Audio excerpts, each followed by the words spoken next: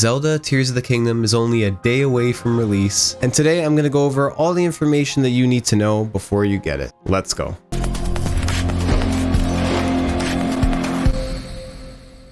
As most of you know, Nintendo invited a select few number of people to get their hands-on impressions and play a demo of the highly anticipated Switch title, The Legend of Zelda Tears of the Kingdom. While I wasn't one of the lucky few to get an invite, I did my best to compile all the new and current information about the game and summarize it into this one video. Just keep in mind that this info is based on my own analysis of the reveal trailers, the previewers' different experiences playing the demo, and the Nintendo representatives that were there to assist them. Also, I won't be talking about any sort of spoilers or leaks or anything like that, just the confirmed details from the playtesting event, any sort of official information that's been released by Nintendo themselves, and my own personal speculation sprinkled in. All sources and footage will be linked in the description below, so now that that's out of the way, let's get right into it. To start things off, the previewers were each given roughly a couple hours to play the game, with their play sessions split up into two parts. The first part began with a Nintendo representative playing the game and providing a quick tutorial on the new gameplay mechanics. This would take place on the Sky Islands, in the same location that was shown to us in the video with Mr. Aonuma. Afterwards, the previewers then got a chance to finally play by first exploring the Great Sky Island, which is an area similar to the Great Plateau from Breath of the Wild. This area has been described to be slightly smaller than the Great Plateau, but appeared to be more detailed with puzzles and cave systems. While the previewers weren't allowed to capture any footage of the section, we have seen snippets of what it could look like in previous trailers. It's here on this island the previewers would get to experiment with the new Zonai abilities, fight against new Zonai construct enemies, and get an overall feel of the game. Now, the second part of the play session, the previewers were actually able to capture their own footage, so this is where things started to really get interesting. This time around, they began on the ground surface level of Hyrule and were tasked to make their way to a Sheikah tower that was overrun by a camp full of bokoblins and moblins. They were given the freedom and flexibility to take on this task as they wished, using the weapons, materials, new abilities, and Zonai devices at their disposal. Whether they decided to take the stealthy route or go in guns blazing was up to them. But once they succeeded in taking back control of the tower, they would soon find themselves in the air, making their way back up to the Sky Islands. So it seems that these towers are used as an alternative method to help Link get back into the sky, and while we don't exactly know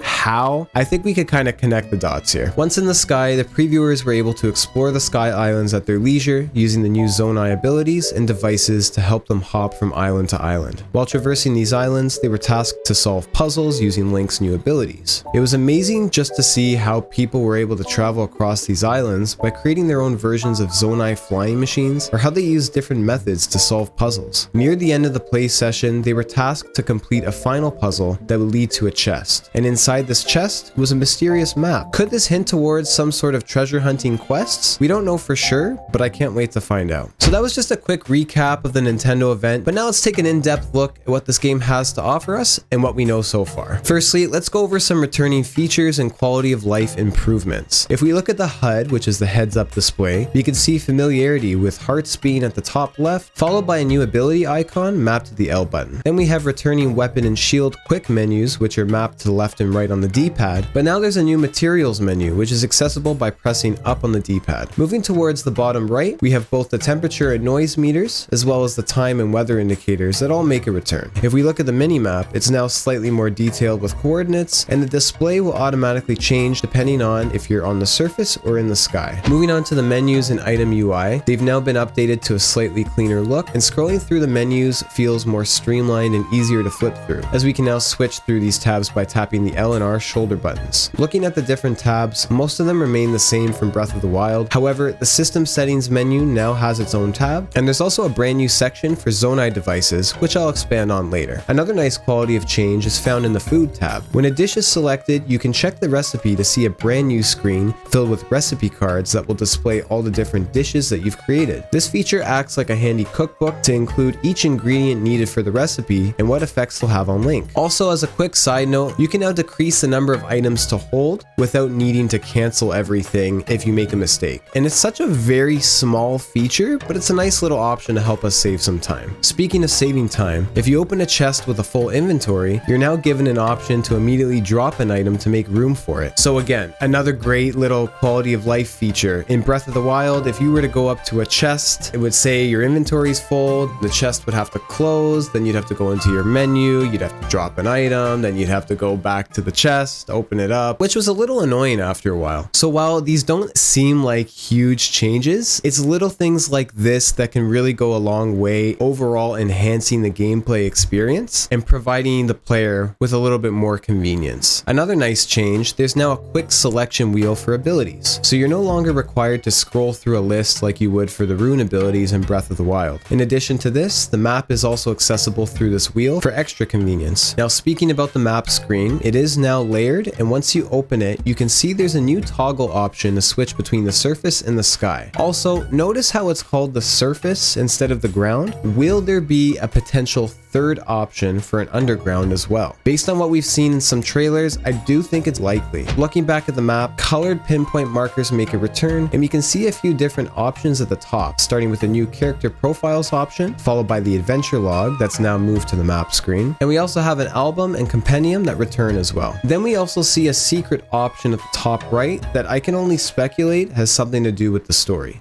Judging from the footage in some of the trailers, we can make out what appears to be some sort of green glowing points of interest coming from these structures. It seems that there may be some new type of shrines in the game, and as we can see, there's also a similar looking shrine icon appearing on the minimap. In terms of what we know about the Sky Islands so far, tons of islands to explore with many puzzles to solve. Sky Islands can range from small floating rocks to large and expansive areas. There's many ways to reach them and travel between them. While exploring the Sky Islands, you'll also notice floating Zonai platforms which could be moved with Ultra Hand and Zonai devices. These platforms are not affected by gravity and will come to a stop without falling. We've seen dragons flying throughout the sky as well, so we know that they're making a return for sure. To what extent, we don't know yet, but I can assume that we'll probably still farm their materials. We'll have to wait and see to truly find out. Continuing on with some more returning features, swimming mechanics in this game appear to be the exact same as Breath of the Wild, which likely means that we won't see any deep water exploration. The overall combat feels very similar as well, with the Flurry Rush combat ability returning. Moving on to other returning features, the travel medallion makes a return. This was previously a DLC item from Breath of the Wild, which served as a portable fast travel spot that could be placed down almost anywhere. In Tears of the Kingdom, it works the same way, and it can be recalled remotely to use again in different locations. Moving on, the weapon durability system from Breath of the Wild returns, and you can still find weapons with special bonuses like higher durability or increased damage, to name a few. Now, I know the weapon durability wasn't exactly a favorite feature for some people, but I do think it's going to be a little bit easier to manage. Since you can now fuse weapons and materials together, it's possible that a fused weapon will first use up the durability of the fusion before wasting away at the durability of the base weapon itself. You can see in this footage here that this weapon is badly damaged, but once fused with something, the durability improves. However, once the fusion is then destroyed, the durability returns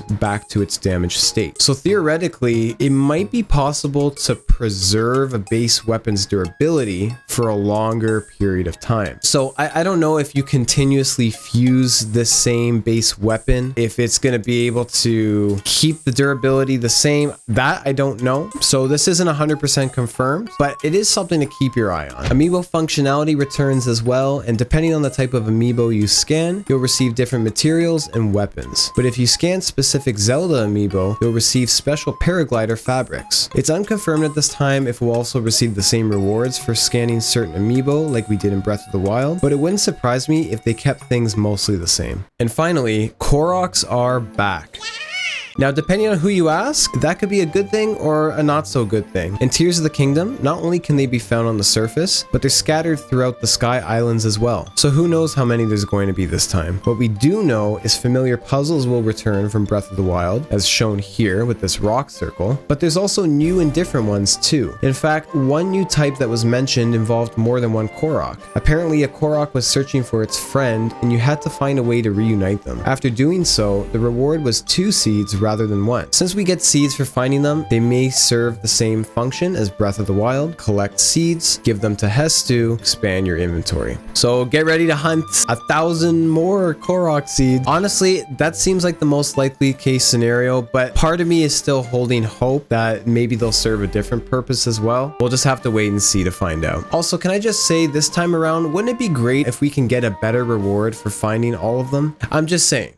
It'd be cool to get something different. Alright, let's talk more in depth with bigger and newer gameplay features. There's an entirely new class of items in Tears of the Kingdom that completely changed the gameplay experience. Zonai devices. These are the fun items that are used to build vehicles, enhance weapons, and more. These devices can range from fans, rockets, and air balloons, while some serve more specific purposes, such as a portable cooking pot with a one-time use, a battery to help power and keep your devices running for longer, or even a steering stick to help control your vehicle creations. Along with the usual heart containers and stamina wheel that we're familiar with, there's now a Zonai battery cell indicator that recharges over time, similar to the stamina wheel. This battery cell is used when interacting with Zonai devices. You can see Link has several empty slots on his belt, so it seems possible that this can be upgraded a number of times, but we don't exactly know how yet. Now, it's important to note that some Zonai devices will break and disappear after being used, while others will run out of battery energy and will function again after waiting for the meters to recharge. Now, you may be wondering how to come across these devices, and that's a great question.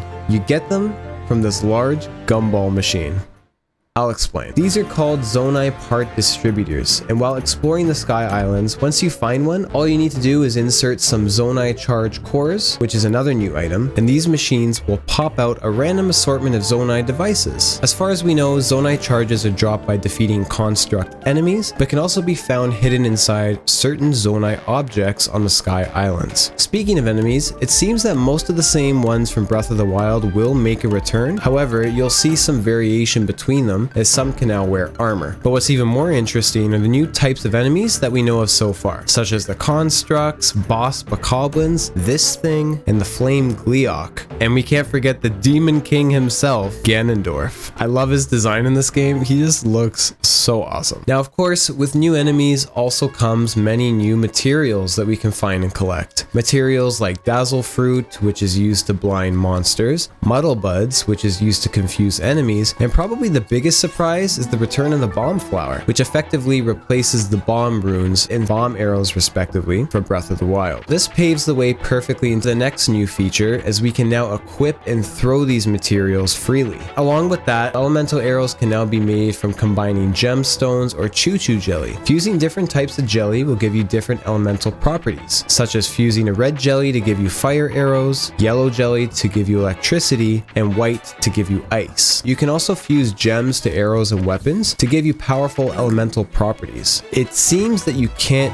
pre-fuse a bunch of arrows together, meaning you need to keep fusing one arrow at a time. Okay, let's talk more about the brand new Zonai abilities. Ascend is an ability that allows us to teleport through ceilings and can significantly cut the time it takes to scale mountains. There is a height limit on Ascend. When using it, the camera will tilt upward, an indicator will glow green if it's able to be used, or red if it's not. Ascend cannot be used to bring you all the way up to the Sky Islands because there must be a ceiling above you. Also, after using Ascend, time will freeze when Link pops his head out from the floor after using the ability. This could be used as a great scouting tool to survey an area before deciding to emerge. Now let's talk quickly about Recall. Recall can be used on many different things, including almost any sort of projectile that's thrown or shot at you, and can be thrown back at the enemy to damage them. Using Recall will initially slow and freeze down time, allowing you to select an object to be recalled. Recall can also be used to reverse the movement of your own Zonai vehicles. Like if you accidentally throw your weapon, you crash your vehicle into a tree or send it off a cliff. So it's essentially your undo button. So don't take it for granted. Now the fuse ability seems to be mostly used for combat. However, fusing to create certain weapons will allow passage to certain areas. As an example, fusing a rock with your weapon to create a sledgehammer to break cracked walls. And every item has a fuse attack power and will increase the damage of your base weapon once fused together. Especially when you're just starting out, it's probably worth attaching anything to a base weapon just to increase the damage and durability of it. And I feel like this game is really going to try and encourage and push you to use fuse as much as possible possible. You can have multiple fused weapons in your inventory. You can detach fused items by selecting them in your inventory, but if you do this, it'll destroy the fused item and leave you with only the original weapon. You're almost able to fuse any item to your weapon. You can fuse a Zonai rocket to a shield and can boost yourself straight upward into the sky, similar to Rivali's Gale from Breath of the Wild. There's also a part in a trailer where if you fuse a shield to your sword, it seems like an automatic parry if an enemy hits your sword, so that's pretty cool too. Enemies will always drop something that can be used to fuse a weapon. So this makes defeating monsters in Tears of the Kingdom feel a lot more rewarding.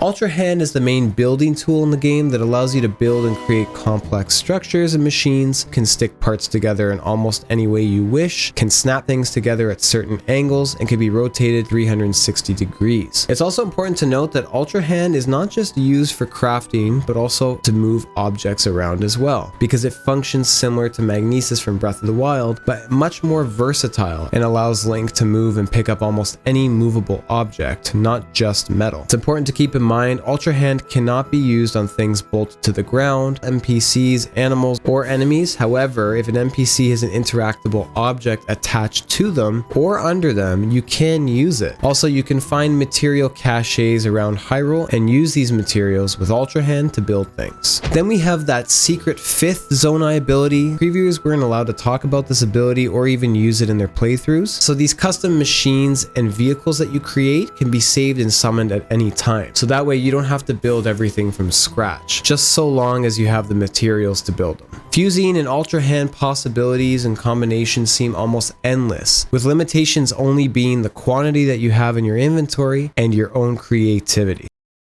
After seeing gameplay rather than just trailers and cutscenes, it brings me great joy to see Tears of the Kingdom looking as good as it does. Not only does it match the visual bar set by Breath of the Wild, but I think in some ways it almost exceeds it. The lighting as it shines down upon the Sky Islands brings us this vibrant warmth, while the textures and details of the environment make the world feel alive. Like Breath of the Wild, Tears of the Kingdom gives freedom to its players by allowing them to find new and interesting ways to problem solve and progress forward. You can really see the love, time, and effort that the developers put into this game. Overall, this game is looking to be incredible. I feel like if you enjoyed Breath of the Wild, there's no reason why you wouldn't enjoy Tears of the Kingdom. It's going to have a very similar feel, but yet very different, if that makes sense. I couldn't be more excited. We're almost there. So guys, that's gonna be it. I hope that you found this video helpful. It was a lot of information to go through, so if you enjoyed the video, please consider giving it a thumbs up, and don't forget to subscribe to the channel because I am going to be coming out with plenty of Tears of the Kingdom content as soon as the game drops. Thank you guys so much for watching. I do appreciate it. Take care of yourselves, and I'll see you guys in the next one.